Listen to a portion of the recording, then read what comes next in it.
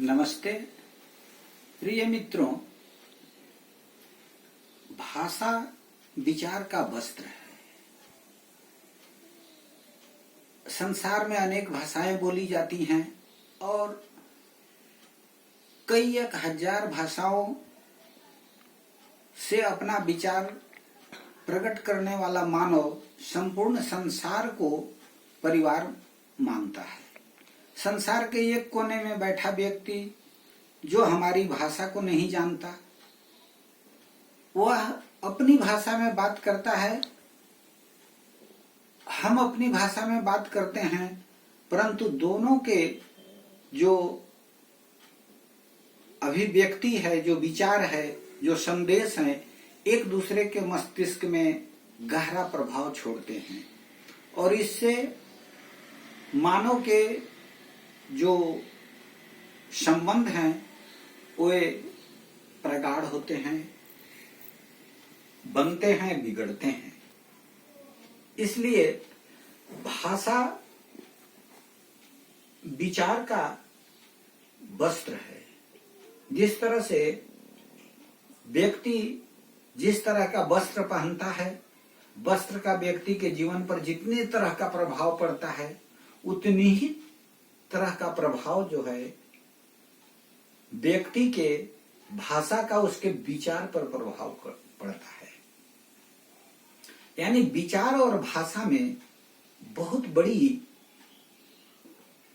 सामंजस्य बैठाने की जरूरत मस्तिष्क को पड़ती है। इसलिए हमें अपने भाषा को समृद्ध करना चाहिए। भाषा का ज्ञान और भाषा की अभिव्यक्ति का ध्यान हमें अवश्य रखना चाहिए। हम जैसी वाणी बोलते हैं वैसा प्रभाव दूसरे के मन पर पड़ता है और उसके मन पर जैसा प्रभाव पड़ता है वह हमारे विषय में अपना विचार वैसा बना लेता है। इसलिए हमें अपने जीवन में बदलने की क्षमता रखनी चाहिए। बदलने की क्षमता ही इंसान की बुद्धिमत्ता की असली पहचान है। हम कितना बदल सकते हैं अपने को। हमेशा इलास्टिक बने रहना ही जिंदगी की सबसे बड़ी खूबसूरती है। बदलने की क्षमता यदि हम में नहीं है तो हमारी बुद्धिमानी का कोई मोल नहीं है। अक्लमंद होने का सबसे बड़ा परिणाम यही है कि हम अपने को बदल सकते हैं। भगवान कृष्ण गीता में यही समझाते हैं कि परिवर्तन संसार का नियम है, बदलाव जीवन में आवश्यक है, यही मानव को श्रेष्ठ बनाता है। जो आज हमारा है कल और किसी का था, परसों किसी और का हो जाएगा। इसलिए हमें अपने जीवन में हमेशा हाँ कहना सीखना चाहिए। हम हाँ कह के किसी को उसकी गलत बात को कैसे समझा सकते हैं, यही हमारी सबसे बड़ी विजडम होगी, बुद्धिमत्ता होगी। जीवन में हाँ कहना सीखें, पर समझकर कहें।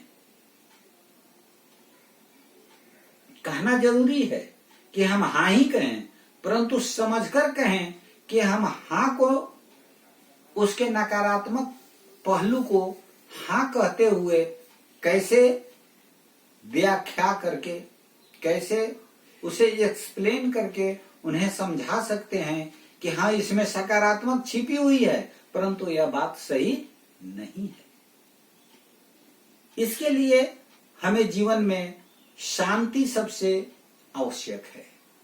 हमें जीवन में जब तक शांति नहीं रहेगी हम ऐसा नहीं कर सकते। इसलिए हमें क्रोध को काबू में करने के लिए मन पर काम करना चाहिए। मन पर हम काबू रखेंगे, क्रोध भी काबू में रहेगा।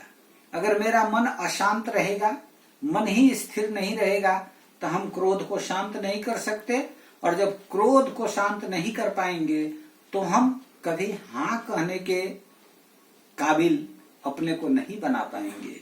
इसलिए जीवन में हाँ कहना सीखें और समझकर हाँ कहें। इसलिए हमें जीवन में अपने भाषा और भाषा की अभिव्यक्ति, अपनी बोली पर बहुत ध्यान देना चाहिए। जितना कम बोलेंगे उतना अनमोल होगा आपकी बोली। इसलिए कहा गया है कि बानी एक अनमोल है, जो कोई बोले जानी, हिये तराजू तौल के तो मुख बाहर यानी। बोली एक अनमोल चीज है, वह बहुत बड़ा मूल्यवान चीज है और उसी की बोली अनमोल है जो बोलने जानता है, समझकर बोलता है। कैसे समझकर बोलेगा?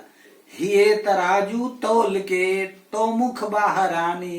हृदय में एक तराजू है जो प्रत्येक शब्द को, प्रत्येक वाणी को तौलता है, और जब हृदय रूपी तराजू से तौल के जब हम कोई चीज बाहर शब्द को लाते हैं तो वह अनमोल हो जाता है। इसीलिए हमेशा सोच समझकर बोलें और मधुर भाषा का प्रयोग करें। मधुर वचन है औषधि, कटु वचन है तीर, श्रवण द्वार हुए संचरे, साले सकल शरीर। मधुर वाणी जो है वो औषधि के समान होता है, यह दवा है। और कठोर वचन जो है वह तीर के समान होता है, जो हृदय में चुभ कर हमेशा दर्द व्यक्ति को देते रहता है। और हमारा जो सुनने का द्वार है, कान है, वह संचार का माध्यम है, और जब ही उस संचार के माध्यम से शरीर में कठोर वाणी पहुंचती है तो पूरे शरीर को दर्द से भर देता है। इसलिए हमेशा मीठी वाणी के द्वारा अपनी विचार की अभिव्यक्ति करें। मधुर वचन है औषधि, कटु वचन है तीर, श्रवण द्वार हुए संचरे, साले सकल शरीर। इसलिए आपकी एक कड़वी बात बहुत दर्द पहुंचा सकता है शरीर को। इसलिए कभी कठोर वाणी न बोले, हमेशा मधुर शब्दों में अपनी विचार की अभिव्यक्ति करें। ऐसी वाणी बोलिए मन काया पाख होए, आपन तन शीतल करे और अन को सुख होए। तो कैसा बोलना चाहिए मित्रों? ऐसी वाणी बोलिए मन काया पाख होए।